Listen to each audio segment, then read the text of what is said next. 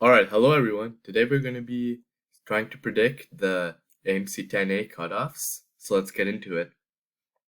So normally what determines the AME cutoff is really just like the difficulty of like the front end of the test. So that's what we'll be mainly focusing on in this prediction. So scrolling down, we can see that the first few problems are pretty routine. You can see like addition, multiplication, subtraction, multiplication at the start. That's not too hard.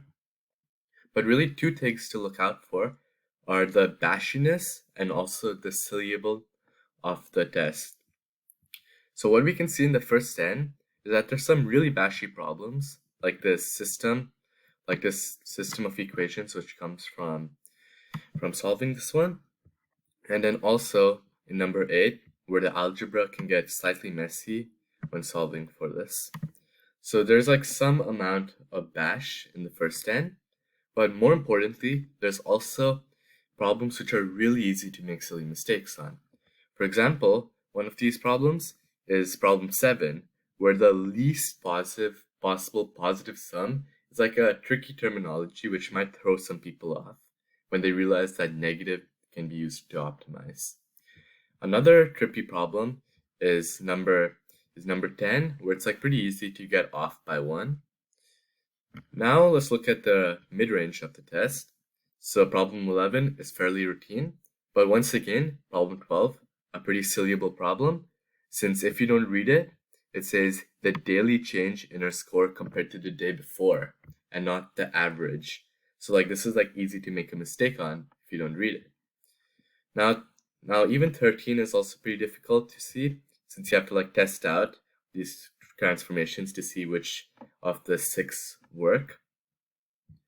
And then we're blessed with 14 and 15, which are pretty routine problems, where this one you just draw the tangency points, and this one you set to like a squared and b squared, and difference of squares takes you in most of the way there. Now, although it looks like this test is pretty difficult and the cutoff is going to be much lower than last year, there are some factors which actually inflate the cutoff slightly. We can look at the late mid-range, 17, 18, 19, and we can see that these are pretty routine problems.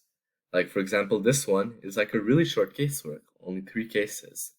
Whereas this one is you have to like really understand divisibility in bases, like thinking about mod 16. And then finally, 19 is just understanding how geometric series works. So like just due to the routineness of like the late mid-range, the cutoff actually would seem to go up, since like these problems which people might normally not get are actually really gettable. So just because of like the late mid-range being slightly more gettable, and also the mid-range just being slightly more routine and approachable, the cutoff really like gets up a bit. So I'd say that even though with the bashy and syllable first 10, the cutoff should go to 100.5, since that's like slightly less than last year, but then once again, it's like not that much of a drop. So once again, remember this is just a guess prediction, so don't take this too seriously. Thank you for watching the video. See you next time.